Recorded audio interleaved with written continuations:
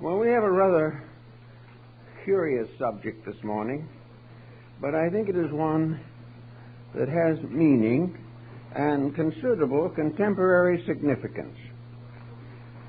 To study our heritage from the past is not simply a waste of time, because most of that heritage is still with us. If not in the political and social circles of life, at least in the internal, subjective moods of our own existence. At a very early date, it became evident that the human being was in serious difficulty trying to understand where he was, what he was, and why he was. He looked around him and he saw a nature unfolding, but behind this nature, as he saw it, there must be something else, but he had no way of really trying to discover what it was. He was bound within the small area of his own life existence. His expectancy in those days was very little.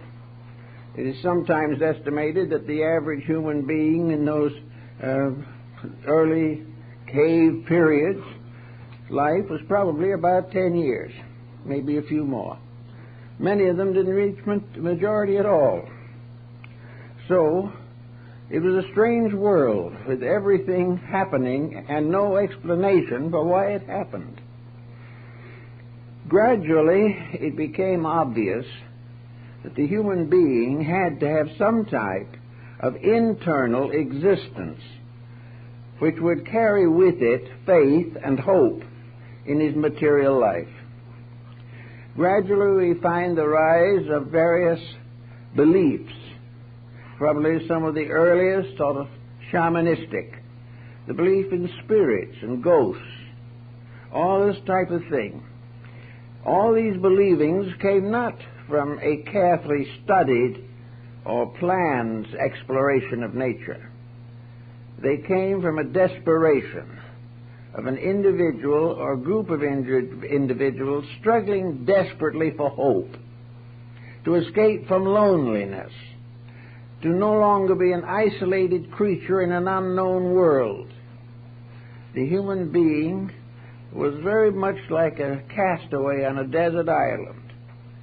He had no resources available to him except what he could contrive with his own ingenuity. As time went on, there was inevitably a demand for some type of organized faith in realities that were not visible. But how was the primitive man going to analyze invisible realities? How is modern man going to analyze them? Actually, it all seems to have arisen within the person himself.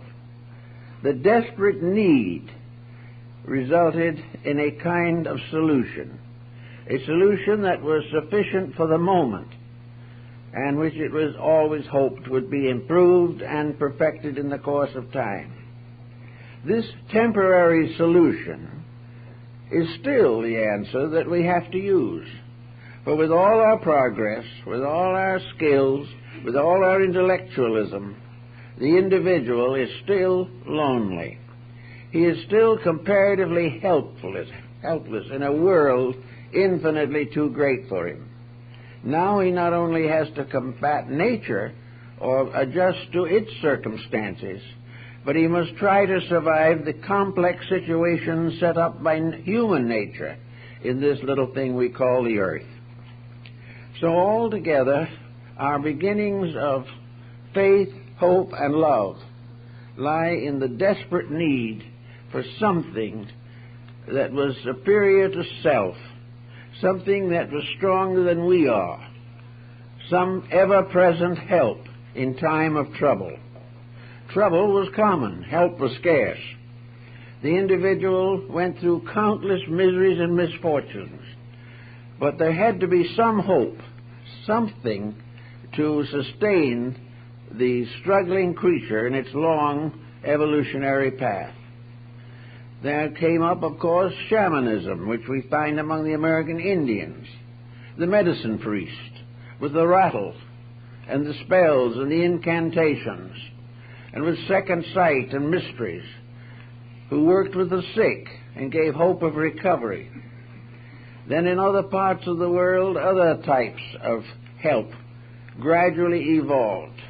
But these different forms had their foundation in the human demand for hope.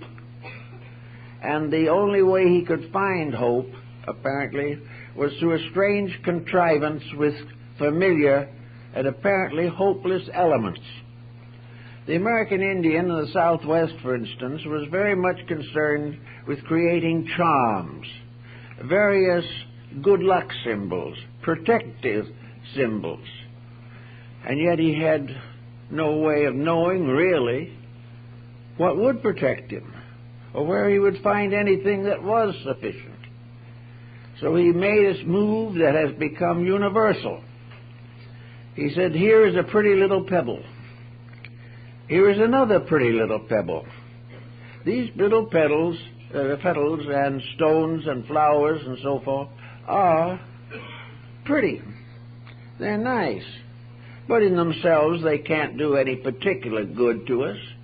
But now comes magic. If we took two of these objects and put them together and tied them with sinew and painted something on them, they suddenly became medicine. Magic was bestowed upon a combination of factors, where it was not regarded as existing in the separate elements themselves. As a result of this, it gradually dawned on the human being that almost any combination of circumstances which he could contrive, if brought together, had a new meaning, a meaning that might contribute to his own survival. We know also that in most ancient peoples, there arose a class of medicine priests, of sacerdotal spiritual leaders. These became the foster parents of humanity. The simple people depended upon these leaders for hope. And it became obvious that for some mysterious reason, these leaders produced remarkable results. These people, these medicine priests, apparently perform miraculous cures. And even today, on some of the Indian reservations, white people in trouble sneak over the border and try to get an Indian medicine man to help them. They have more faith in him than they have in their own physician. Now, these problems perhaps are well explained in the Bible, where we find the definite statement that faith has helped to make us whole. Something to believe in, something that has hope, is a source of physical help. It helps us recover from mental ailments, from emotional stress, and from physical disease. Faith is a tremendously healing power, the only answer we have to the destructive force of fear. So from faith came a great development of beliefs and ideals. These were not always provable or demonstrable, but that was not important. It wasn't whether or not you could scientifically sustain them.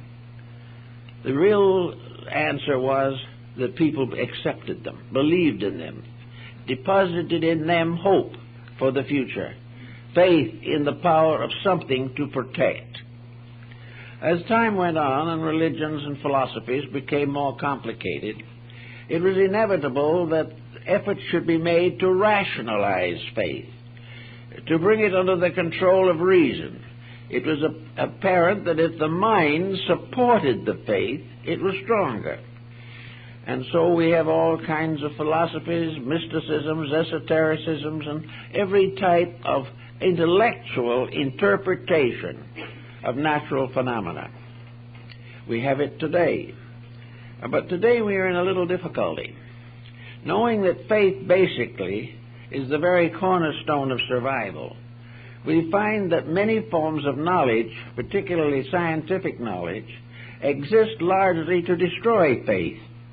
They want to take away from us the belief in those very invisible principles upon which we have learned to depend for peace of soul and peace of mind and peace of heart. So in this confusion, a great many persons have lost their spiritual orientation. They have lost their ability to accept the fact that there is a universal good, a universal reality, that life is purposed, that there are reasons for things. And as gradually the sciences limit perspective and force the individual into a constant acceptance of material things as the only realities, as this goes on, faith dims, hope fades away, and the individual is reduced to a state from which he escaped ages ago by rising above the level of materialistic, primitive existence. Now, in the course of all this problem, certain facts of human life became increasingly obvious, and these facts of life are perhaps somewhat summarized in our relationship with the mystery of death. It is a problem that the primitive man never could understand. He tried to dramatize this mystery. He tried to glorify it. He placed a treasury of art, beauty, and wealth in the tombs of his kings. He did everything to imagine that man after death lived in a beautiful land, but he had no way of proving it. He had no way of justifying it other than by faith. But this faith was so important, so desperately needed, that gradually a new type of interpretation of life was built upon faith. Faith justified, not rationalized. It became obvious that there had to be some reason for existence. Materialism destroys that reason. Idealism supports that reason. And faith lingers and clings desperately to support, to something to make things better. Homer summarizes it in one of the quatrains when he says, "Strange is it not, that of those myriad few before us passed the gates of darkness through, not one returned to tell us of the way that to discover we must travel to." This pessimism was something that sickened. Pessimism is always a disease. It never amounts to anything constructive. But pessimism is an inevitable result of a hard, sharp look at circumstances without inner enlightenment to sustain us. So the problem of building this inner light can become very important to all of us. In the course of time, the ancients developed a way of tying divinity closer to humanity. It was rather obvious to most people, even when they were comparatively savage, that no deity could listen to all the prayers of mankind, could listen to the 2 or 3 billion prayers that go up now every day to some gracious providence for help, for something to build hope upon, something by which the individual escapes the isolation of his own insufficiency. So gradually the invisible world was organized, not by proof, but by necessity. This organization did, however, result in visualization, for the dreams that the individual had about the invisible world behind him and beyond him gradually came through in sleep patterns, resulting in an elaborate symbolism of inner survival. This is found in practically all the esoteric arts and sciences of antiquity that have descended to us.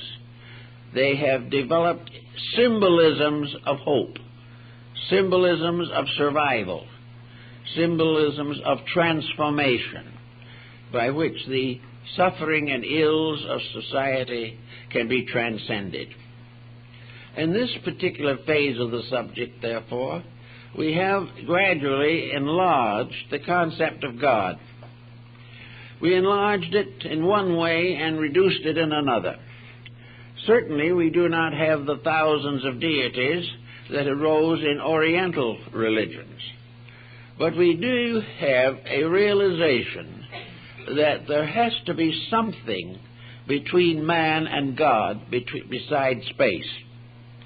That this space, this interval of quality between our state and the divine state simply cannot be a vacuum. That in some mysterious way the divine operates in the mortal existence. And in order to operate, it must have some instruments of operation. So we gradually developed in ancient times a belief in tutelary deities, godlings of various kinds, deities of agriculture. The Romans had gods that lived under the kitchen's floor to take care of food. The Egyptians had their deities who plowed the fields of Amentet after death. Everywhere there were godlings and spirits that came to help or to be present. Folklore is loaded with these concepts. Where did they come from? They were not really simply projects of imagination.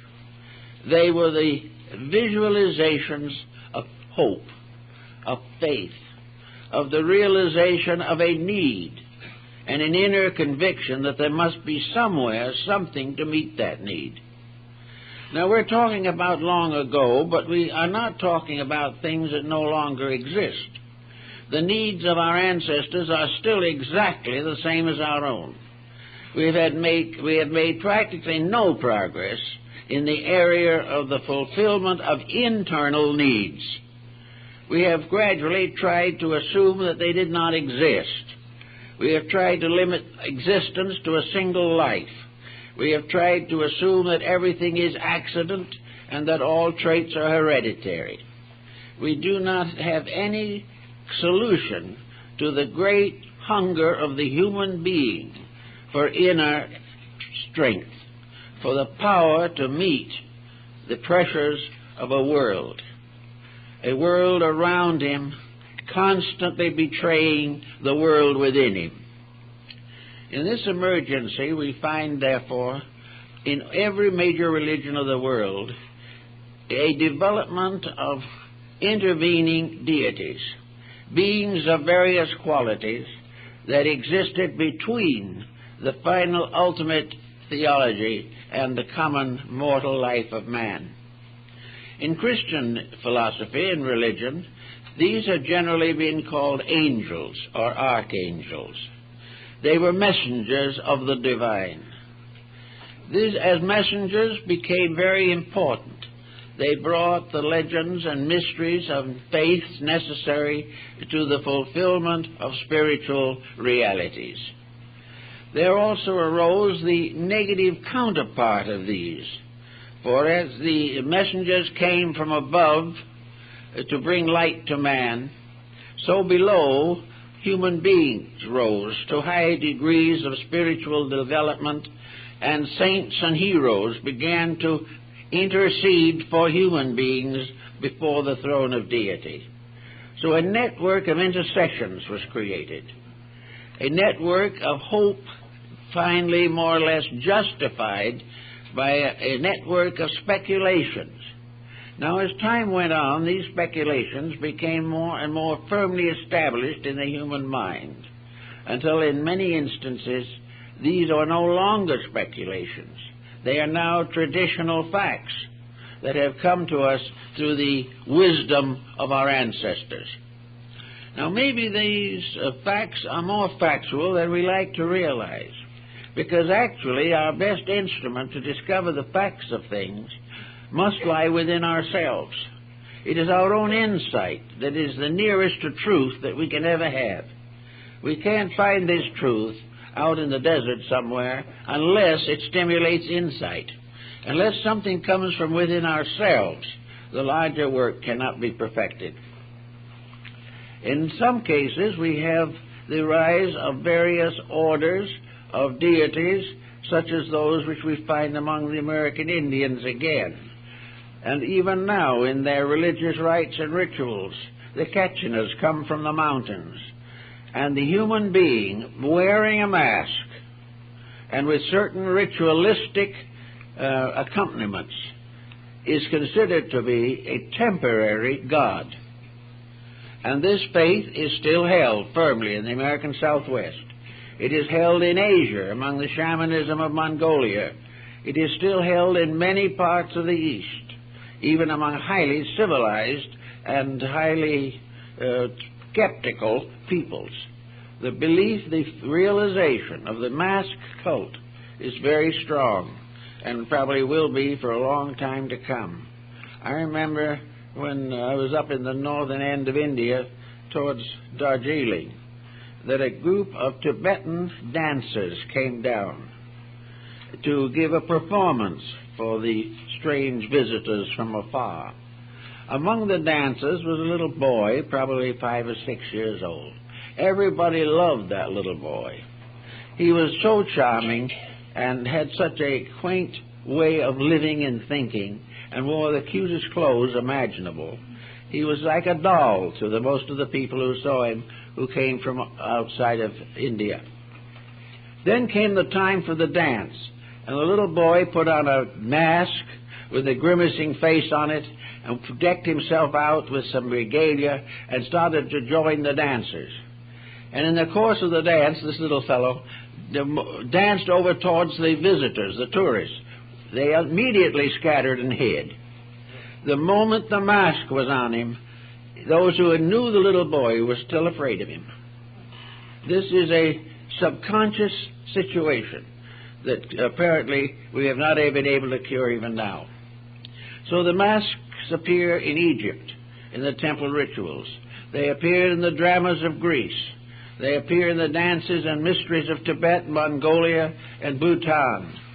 They are still used in Japan and China. They are found among the Incas.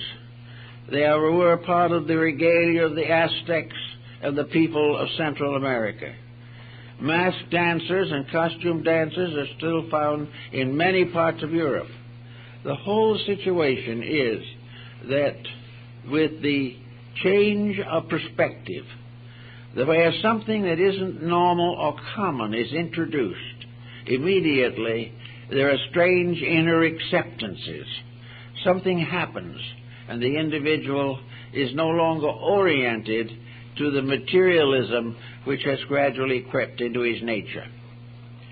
Now, in the course of this same procedure, we have had a great roaming around of the mind in folklore, in emblemism, in symbolism, in alchemy, in Kabbalah, and many of these things, where the individual, using ordinary elements, placing them in new combinations, causes them to become revelations of something superior or more important.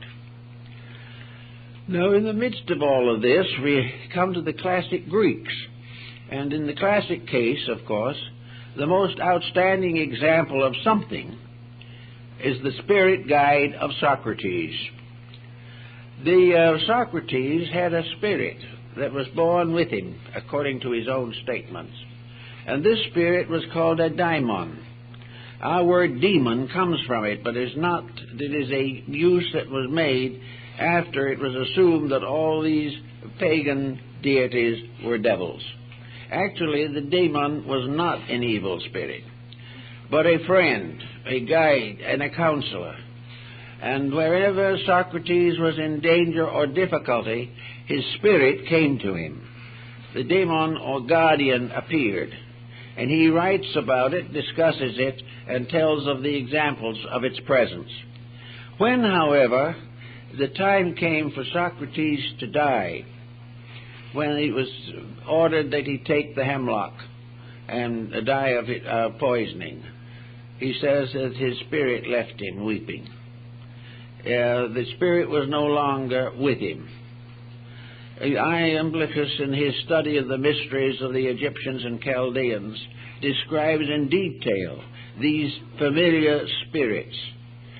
And gradually we find more and more discussion of them, and Paracelsus, von Hohenheim, and many of the mystics of the Middle Ages recognized them.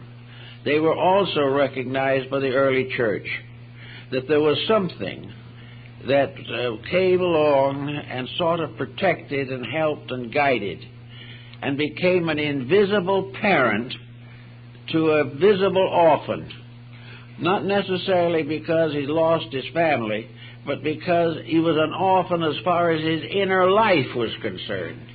He was as a child left without parent. He was alone in a world, and he needed mothering. He needed someone to lean on. He needed something to strengthen and protect him in his efforts to live a good life. And so out of this came the concept of the guardian angel. The guardian angel, according to the stories about it that have come down to us, came into birth with the person itself. The angel came and remained with the person throughout life. And then when the person died, the angel appeared to testify before the throne of deity of the virtues of the person it had protected through the years. Now, this concept was never officially part of the Catholic or early Christian church, but it was said to be of the mind of the church. That is, it was accepted. A feast day was set aside for it, and as early as in the 4th and 5th centuries, it was discussed by the early church theologians. The direct source of the concept may have been the various nymphs and spirits of the Greeks. Also, the various guardian spirits and beings that protected the Egyptian living and dead. The direct form of it seems to have originated in Chaldea or Babylon. But there is no religion in the world of any importance today that does not have angels. They are found on the Buddhist monuments and in the beautiful Buddhist paintings and in the various statuary. They are found in China, in India, in Burma. They were very important in Persia. They occur frequently in the literature of the Orthodox Jewish faith. They are part of the Christian story, and they find them arising wherever the human being has been in the urgent need of help. They are a very essential part of the basic philosophy of Islam. So everywhere there are the beliefs in these beings. Beliefs that there are beings that can help and can stay with the individual throughout life. These invisible beings are sort of guardians, protectors. They are foster parents. They are the proof beyond all doubt that the human being is never left without guardianship and without love. These beings are a kind of mysterious benefactors. Sometimes they are regarded as having come from some great heights beyond human understanding. In the Christian and Jewish concepts, the angels are represented as winged because they are constantly able to travel inconceivable distances to fulfill the needs and missions. They are also bringers of annunciations. They are revealers of great spiritual happenings. They are the sources of visions and all kinds of spiritual experiences. The artists of the Renaissance and earlier have made some magnificent paintings of the guardian angels and of the angels of the presence. And the ancient countries believed that they had angels that guarded their countries. And it was long believed in the Jewish people that Michael, the archangel, was the guardian of Israel. All these different beliefs finally came down to a problem of seeking some form of rational explanation for them.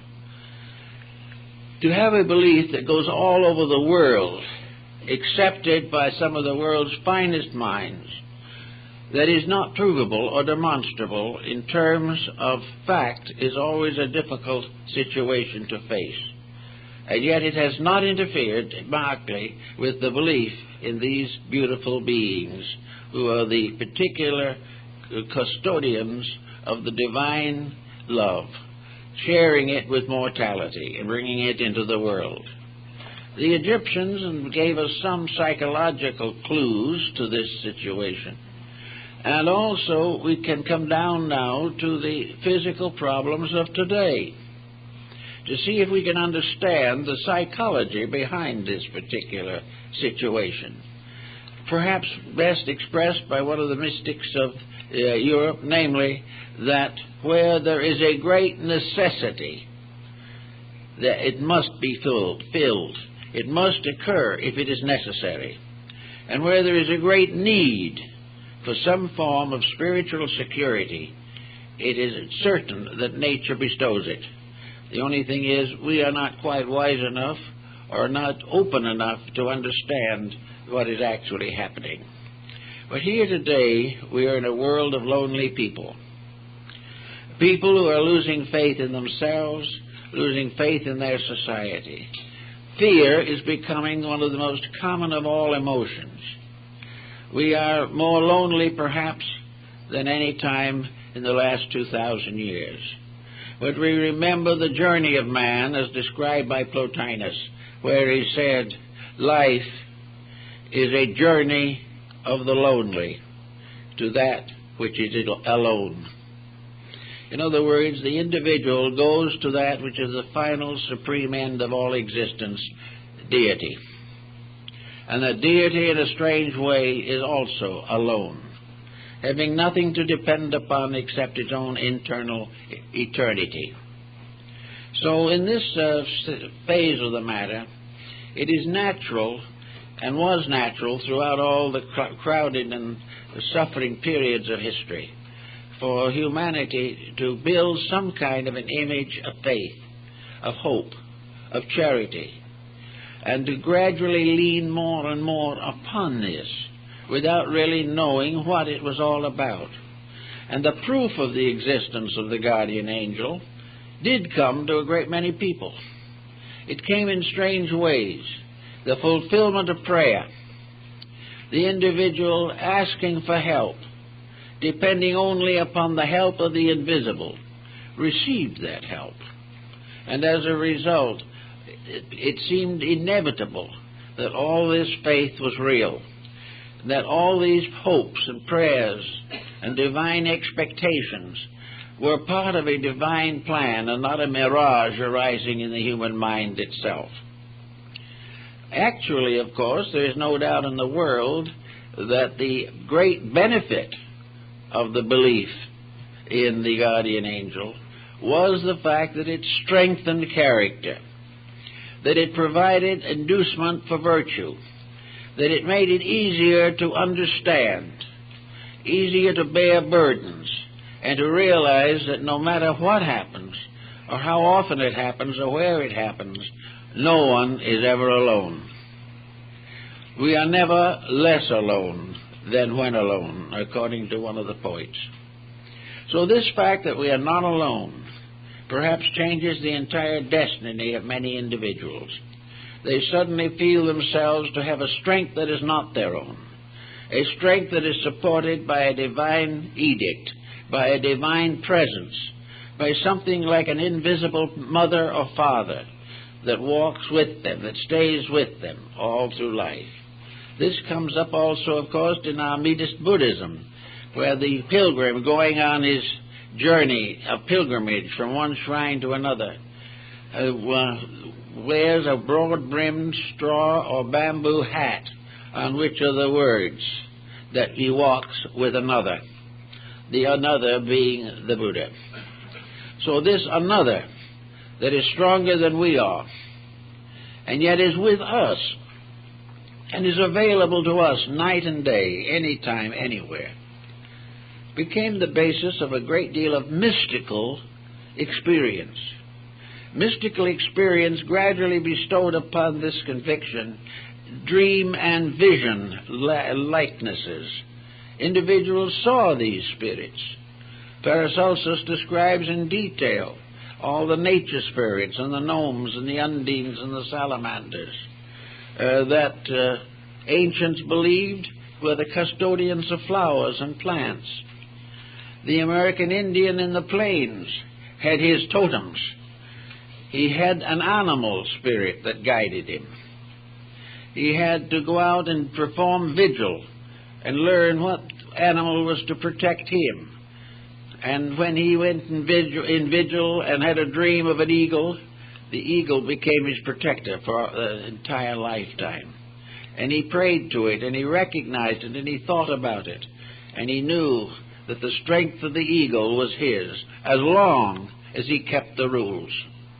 Now this brings another interesting phase into the problem of the guardian angel. The effectiveness of this concept. This being that loved us would help always if we deserve it. Now this put a moral factor into the situation, which is perhaps a greater moral factor than any other that we have ever been able to conceive in the search for integrities. It is true that we believe in a large, remote way that the good life is the life that leads to salvation. But this is a very big thing, and we don't understand too much about salvation either. But what we do realize or feel is that if there is something that is taking care of us and loves us and will take care and protect us if we keep its laws, and this is all right in our own hearts, in our own houses, in our homes, everywhere where we go, there is an immediacy about it that seems to have a tremendous power of help. And, of course, there's another factor in the concept of the guardian angel. This angel knows everything that we do. Therefore, we may think we can hide, but we can't. We cannot perform in secret any act that the guardian angel doesn't know about. And sometimes children will actually ask the guardian angel to look the other way, but there's no proof that it does. The idea, therefore, is that there is a companion sent from heaven who loves us, who constantly guides us, who helps to make difficult problems more simple. And when the time comes for us to leave this world, we will then find that this angel has stood for us in heaven and has witnessed our virtues before the throne of the Almighty. We find in Matthew, for instance, that Jesus makes reference to the angels when he says that these angels, that every child who comes into the world has an angel, and that when the time comes to that child to depart from this world, the angel intercedes before it, before the throne of God. Therefore, we have an actual reference to angel protectors and angels born with children, actually in the words of Jesus. So these things become very interesting and very important in a strange and mystical way. Now, psychologists would explain it probably in the terms that we are now dealing largely with an aspect of our own subjective, submerged intellect, that we are really thinking out into the open things that we have believed or experienced within ourselves. Science doesn't notice, however, that that is also the way we build great buildings, cathedrals, churches, monuments. Every advancement of knowledge has come from somewhere within and has become a protector for some weakness on the outside. From the inner, we seek protection for the outer. And we also seek from the inner means of glorifying the higher. These trends and so forth finally emerge in the story of this mysterious being. And the philosophy or science of it, as it appears in its most complete form, is that each person who comes into the world has an invisible spirit that comes with it. That this invisible spirit goes along through the years, guarding, guiding, and leading, taking on the responsibilities of parents when the child or person outgrows his physical parents. And if for some reason the physical parents are not available or not useful or not concerned, the guardian angel stops serving even at the time of birth itself. And it never leaves during life. and it remains to the very end and guides the individual into the world beyond. In a sense, the guardian angel becomes, therefore, also the angel of death, the power that leads the person into the other life and bestows peace upon it in transition if its moral character has been correct. Now, it wasn't long, however, before the concept of the guardian angel began to have other aspects.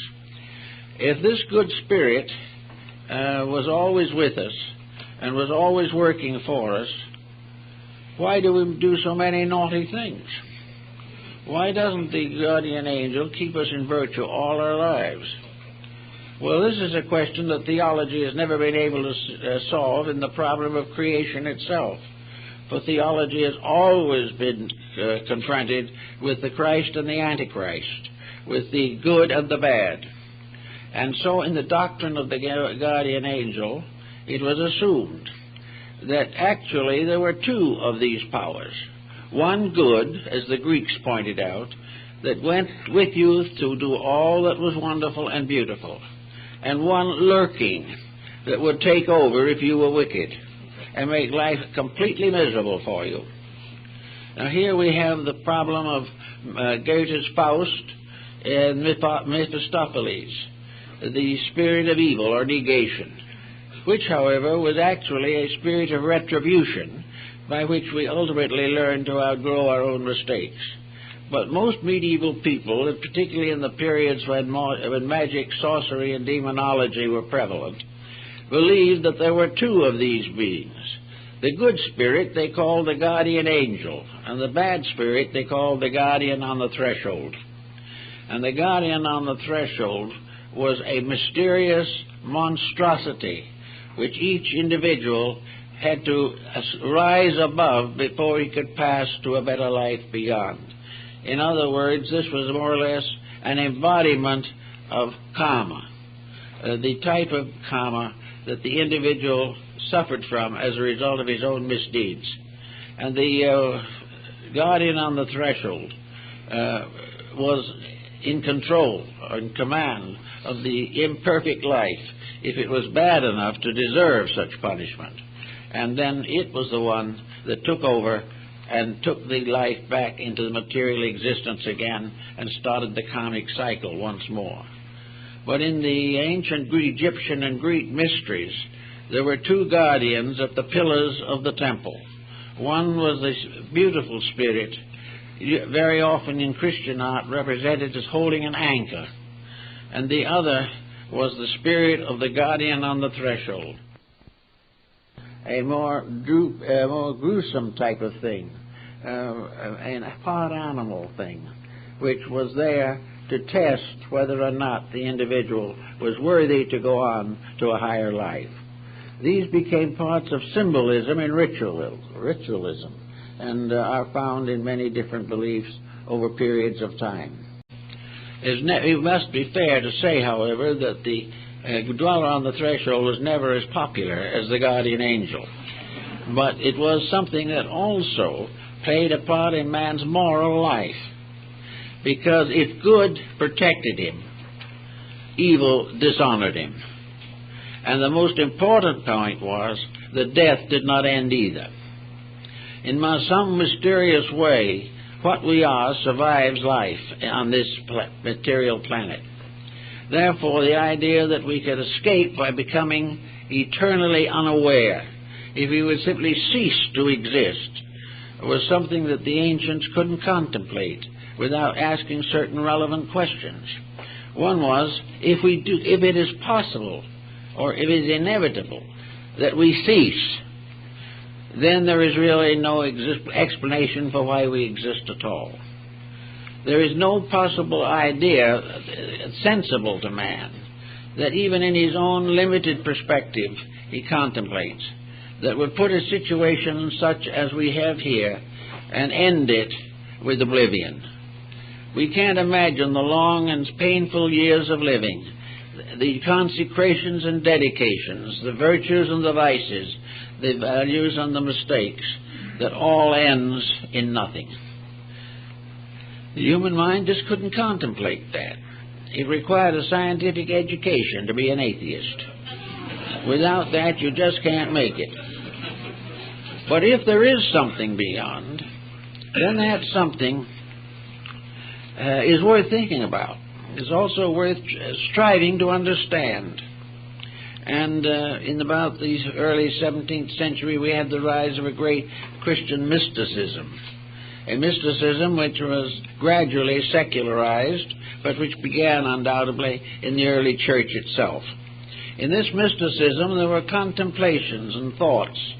We had experiences such as those of Emanuel Swedenborg. We had the rise of Spiritism in many forms, and finally of spiritualism itself. All these things were man reaching for hope.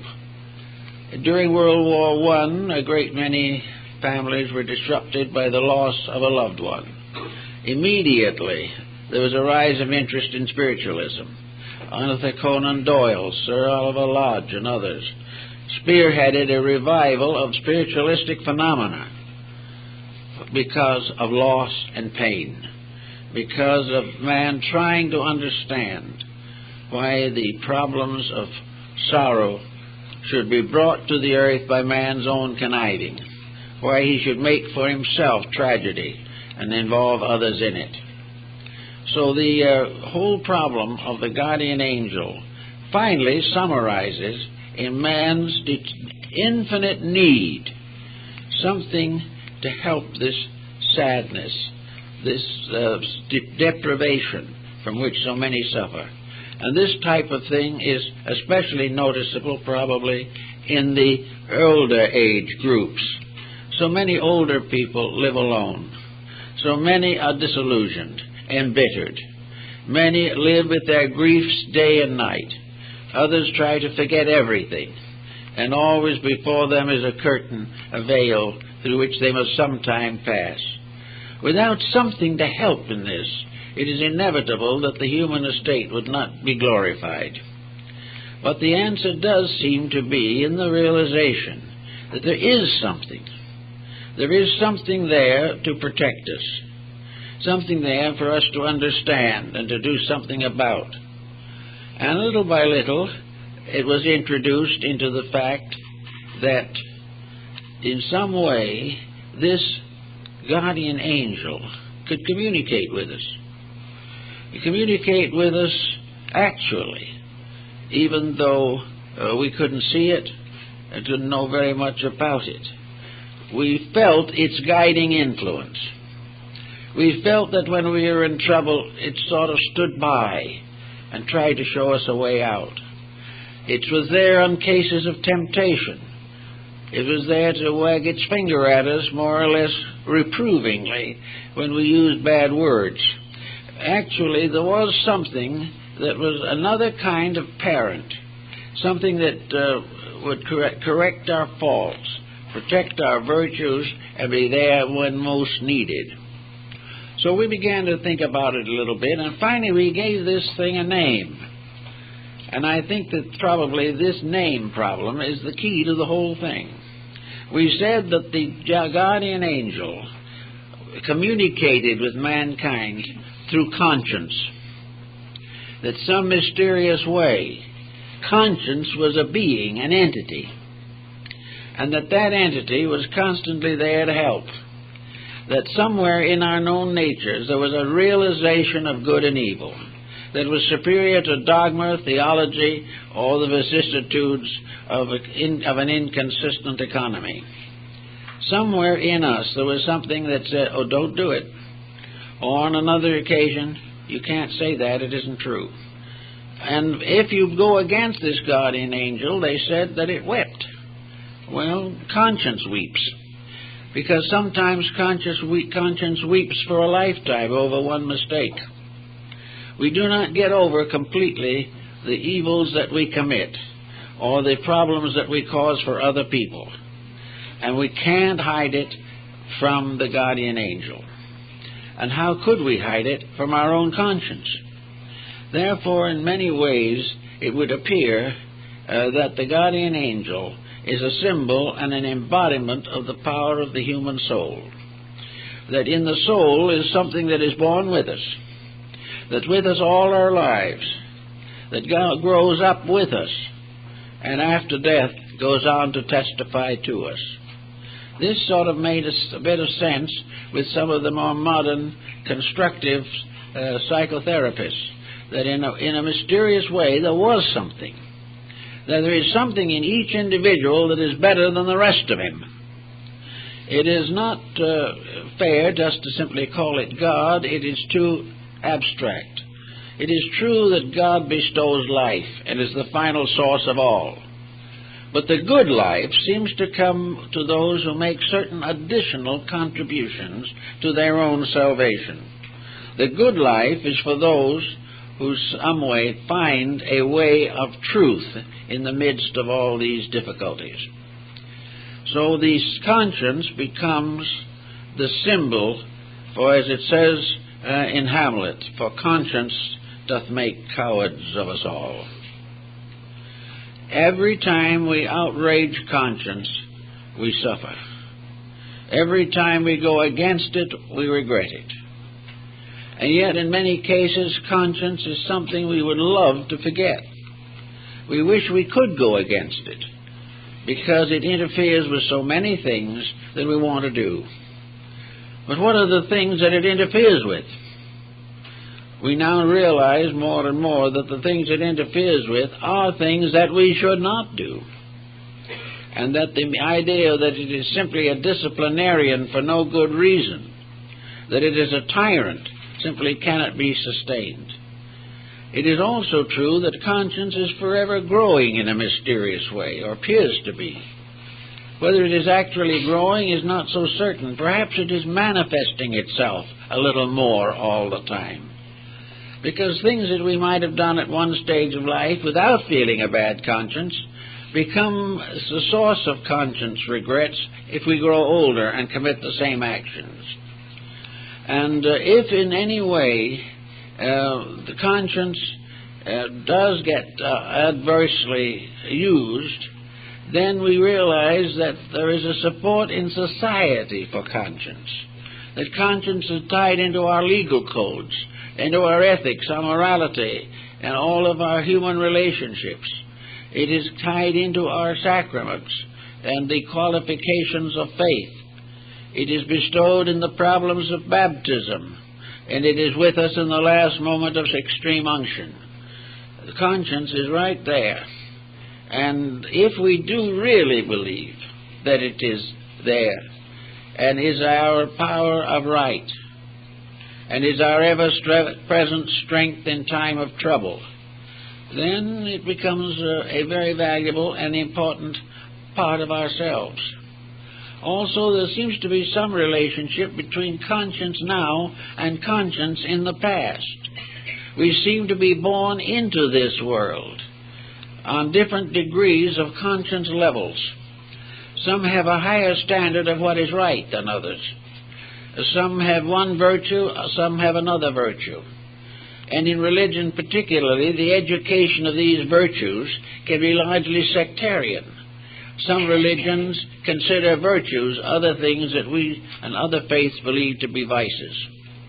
So conscience is related intimately to our own needs, our own degrees of understanding, our own insights into values, and the immediate problems that we must face on our own social levels. So let us assume for a moment now that conscience has become, say, the voice of the guardian angel. And it certainly can well be considered as such, because we know that these impulses arise, and we realize socially and otherwise that when we go against them, there is trouble. Now, if we go against them, this other little problem of the guardian on the threshold will come into focus. Once we begin to deceive or corrupt our integrities, it becomes easier and easier. And false guidance comes to us. A false guidance which is largely the result of the pressure from the outside, so that we divide between the guardian angel and the guardian on the threshold in this way, that one the guardian angel, represents the descent of spiritual grace. The other, the guardian on the threshold, is a false concept or false standard of integrity that is built upon the contamination by worldliness. So one is a contamination and the other is a regeneration. The contamination part becomes more and more common, but as we watch around us we see that it is always a spirit of decline. It is always something that is destroying rather than helping. We realize how war destroys, how crime destroys, how degeneracy destroys. And we know that the appetites to these things do not originate in God, nor do they originate in the good angel or the guardian angel. They are the testimonies of the external sensory perceptions in cases where the individual has never learned to control himself. They represent the pressures of the animal instincts which still lurk within the human constitution. So it all sums up now to one general conclusion, that at least in part the guardian angel is a symbol of the human soul. The soul itself is that power of good which determines our integrities, which guides us and leads us through the issues of life. The soul is something that we can all depend upon. We can depend upon it for all of the strength that is necessary to face the problems of the day. We are never without proper guidance. We are never without the ability to find the way to do things. Now, the Egyptian has a little classification here that was rather intriguing. That in a sense that the human soul is really sevenfold. And the mortal dweller on the threshold is also sevenfold. In other words, the Egyptians believed that man himself had 7 souls. And that after death, 6 of these souls gradually die.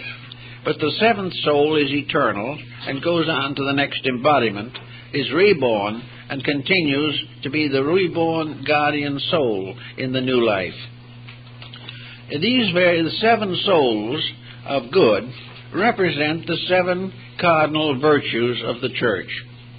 They represent the 7 integrities that are regarded as the basis of acceptability in the sight of God.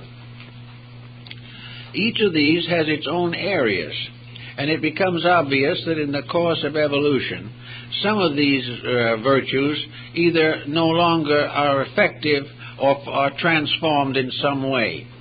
The lower virtues that belong to the physical life, of course, are the ones that die first, because we do not take them so far into the other life. We do not go against them, but we no longer need them. And finally, the radiance of the great soul principle itself absorbs the 7 degrees of its own nature and becomes a shining mystery, a spiritual planetarium in which the 7 stars of the ancients shine in the structure of the human soul.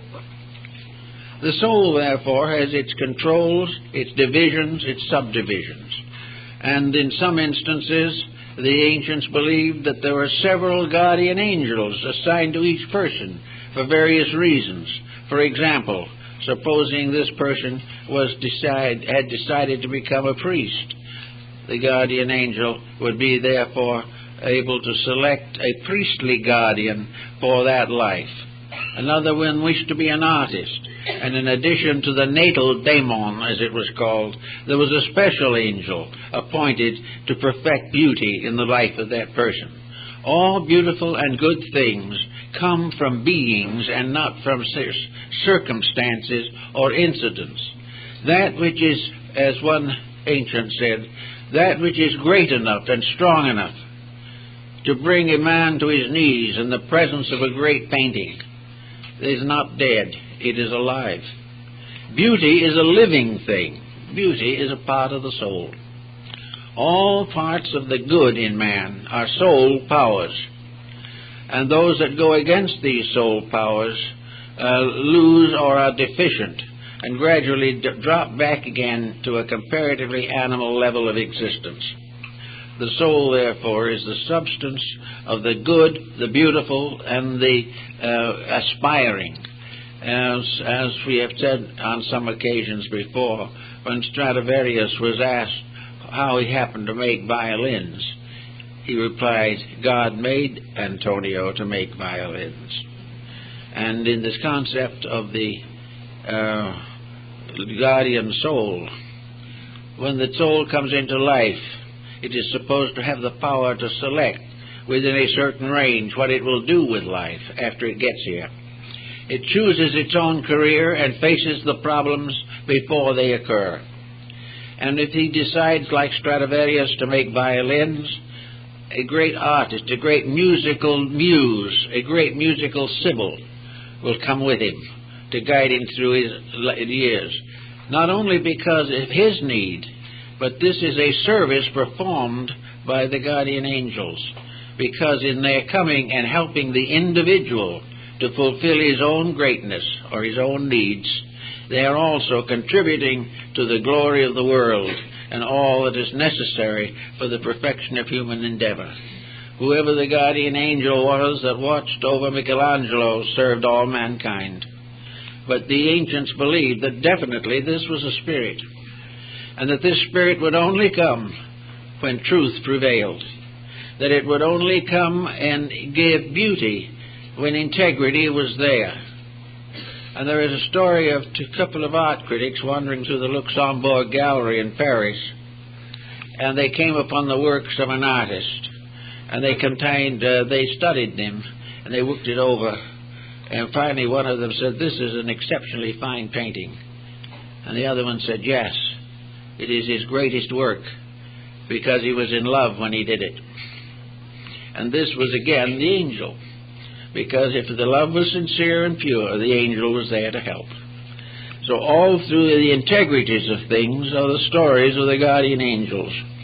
And I think it might be very wonderful if somewhere along the line someone would take this concept and write something about it into a small child's book, a book for little children, a book of fairy tales, but tales in which the fairies are the powers of the human soul, in which the child is given an idea that the love in it, the love that may make it love a doll, is also part of a great love principle that exists in nature, and that this principle, like all others, is alive. It is not simply something that comes out of nothing. It is one of the divine births of God. For it is said in the ancient Kabbalah and in other works that when God formed all things in his own likeness, he formed many things in his likeness that are invisible, because those parts of himself are invisible. But that everything in the world, whether it is visible or invisible, has conscience, has laws, has principles. Sometimes these principles are revealed only by the stratifications of a tree or the fission of a gem. Sometimes they are in the mother love of the tiger for its cubs. Whatever it is, but it is part of a universal process that overshadows the physical concerns of life. Now, at this season of the year, we are coming towards a season especially sacred to over 1 billion human beings. This season is one in which the concept of the guardian angel may be most interesting, for nearly always the Annunciation was represented as bestowed or communicated by the angel Gabriel. Actually, the vision of what was to come, the divine message, comes to us not from the outside, but through the inner part of our own nature. And the soul is definitely the link between the invisible causes of things and their visible consequences. The soul, if studied scientifically, may be a problem in vibration. The vibrations of things tell their virtues and their vices. Therefore, if a negative emotion or attitude arises, damage is done in the magnetic fields of the human body. We are all living on vibration in one form or another. We may call it energy, we may call it vitality, but actually vibration is the source of our lives.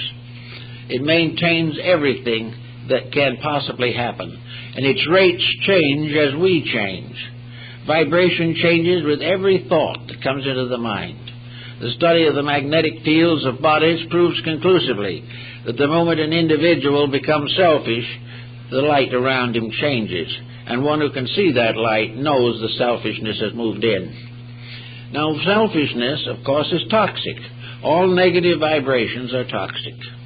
Everything that we shouldn't do and we insist on doing is a damage to the whole composite nature with which we were endowed. Everywhere, however, where a noble or beautiful thought is fulfilled, the vibration clears, the lights brighten, the soft glows continue, and in a strange way every cell in the human being feels better. It is better because the magnetic field is wrapping it in light and not in darkness. So it is the right of every creature and every being to improve for the sake of its own peace of mind, its own health, its own success in life. And the vibrations of the guardian angel can reach out into our physical existence also. The guardian angels makes us better to live with, kinder in our works. They give us more patience, understanding. They have visions of better things than we would normally contemplate.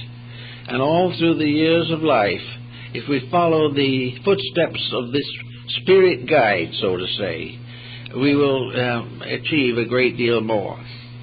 The guardian angel, of course, is not a deceased relative. It is not a spiritualistic phenomenon. It is not something that simply carries on from the other side, a continuance of this material life. This is another type of spiritism entirely. The guardian angel is part of the causal nature of existence. It is part of the infinite plan in which we live. And so if we can, on these occasions, understand this, it may help us to also appreciate more completely the wonderful season of Christmas in which we are now coming.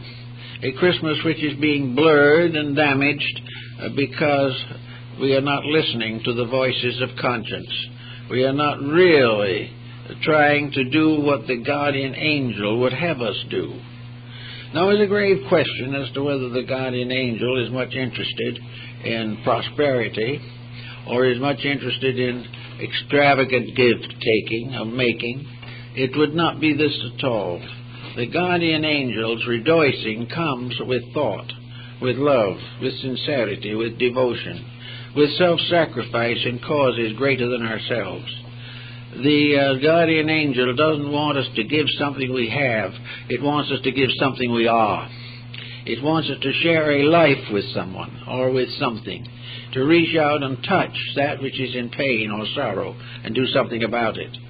The guardian angel becomes the spirit of charity, and which is just one of its attributes, one of the virtues which it represents. And everything that is beautiful, everything that is good, finally, in its source, becomes an aspect of this mysterious being, this power of good that lives with us, works with us, suffers with us.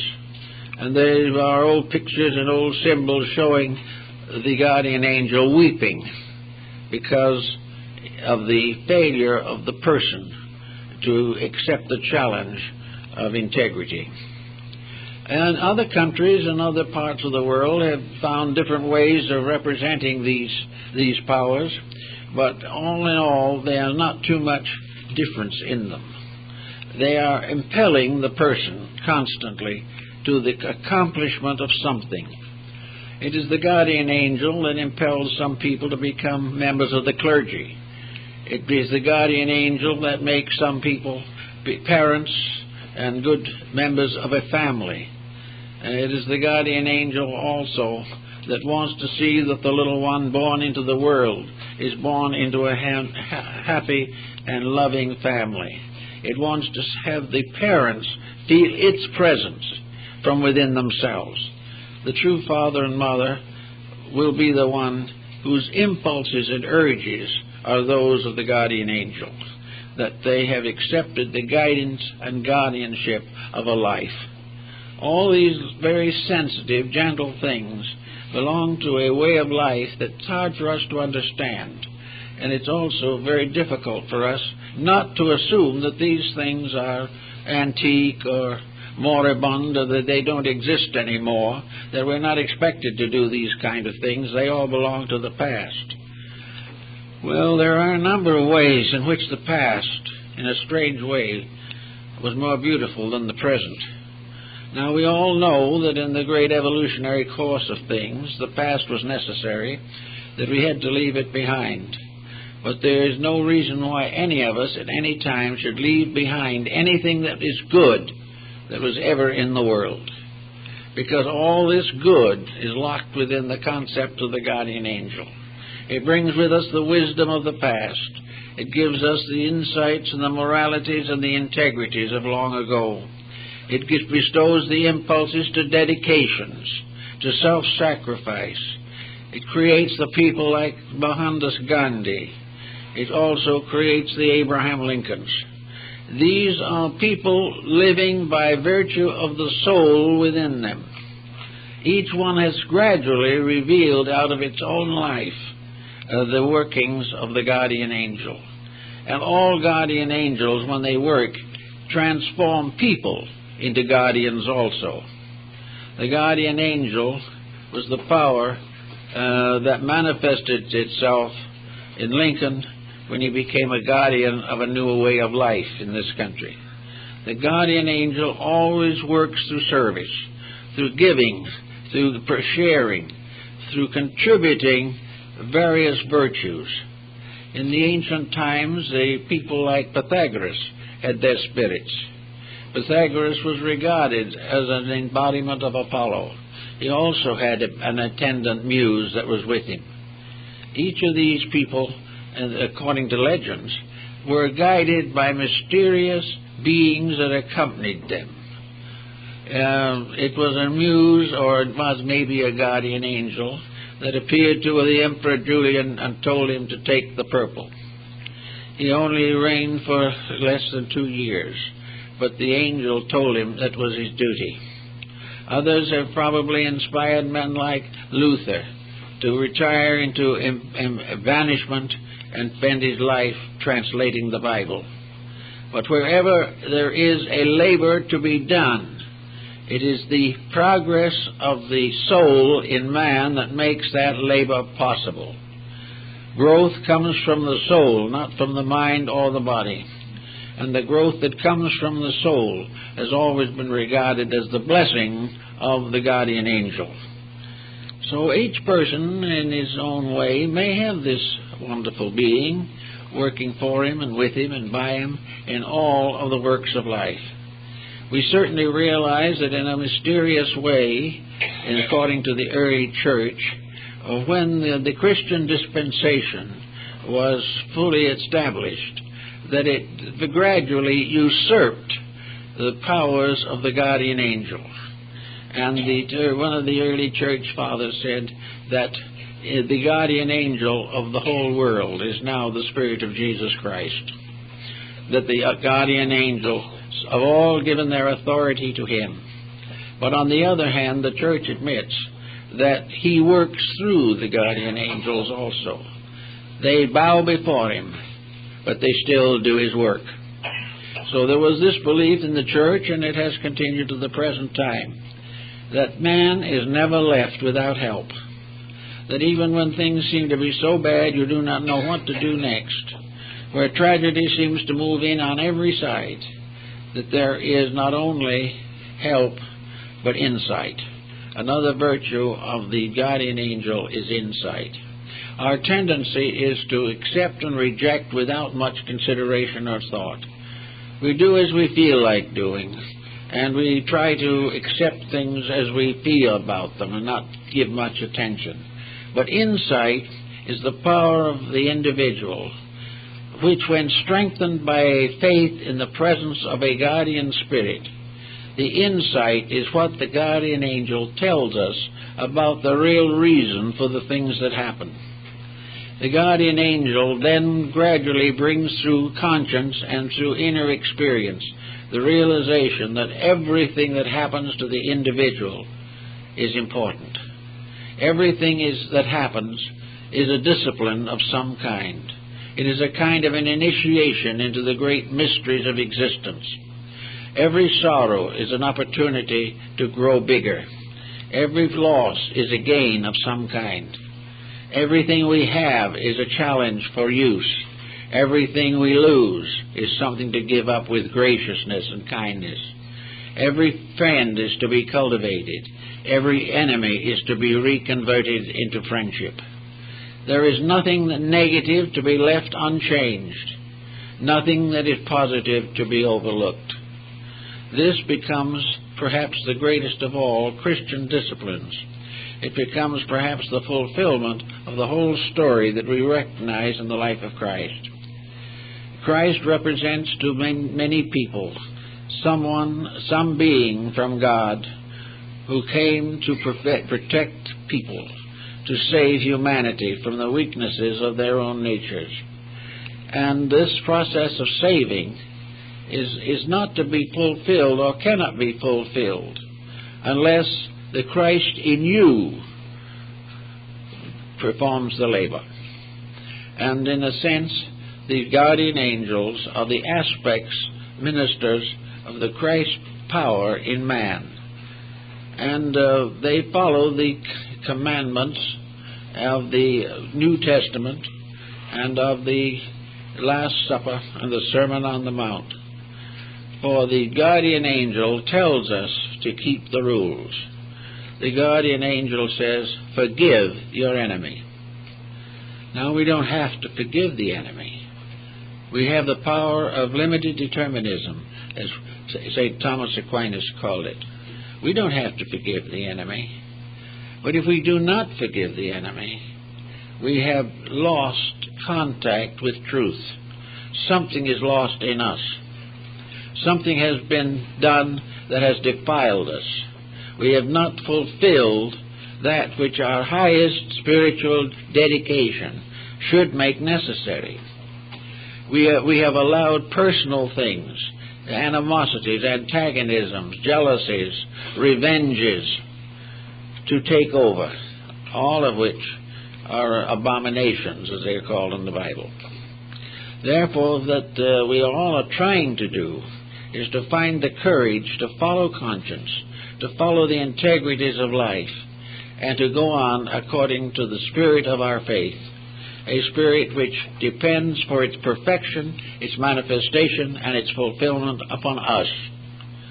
And in that moment we say, I can't quite make it, I'm not strong enough, there's too much pressure against me, I'm just not big enough to do it, I'm not strong enough, I'm not wise enough, I haven't enough insight to forgive this person who has injured me so long.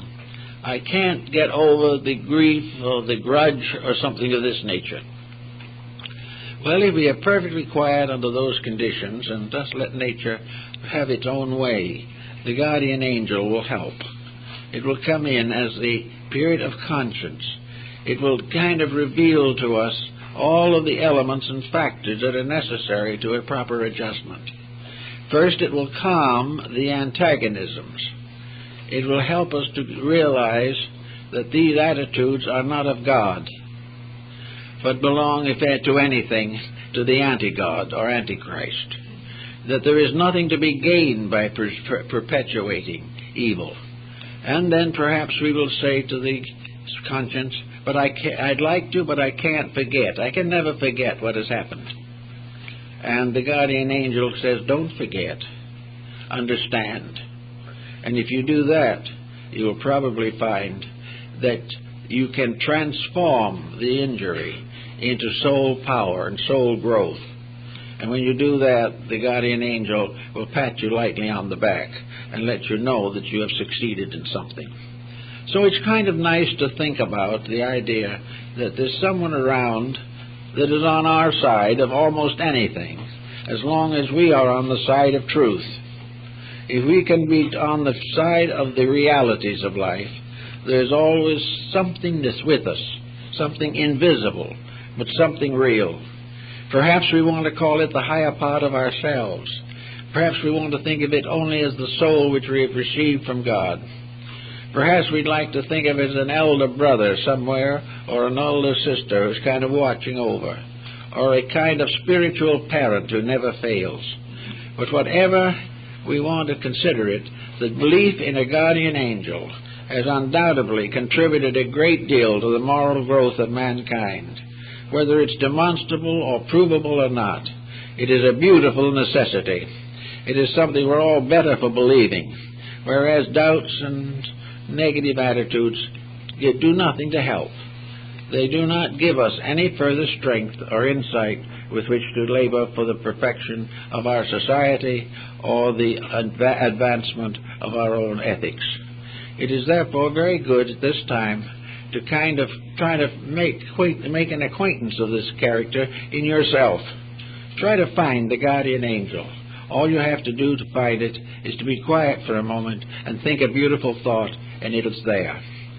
Just don't give up the attitudes of a being that is all love and is with you always, and therefore is always available to express itself in your own love for all values that are right and for all duties that need the doing.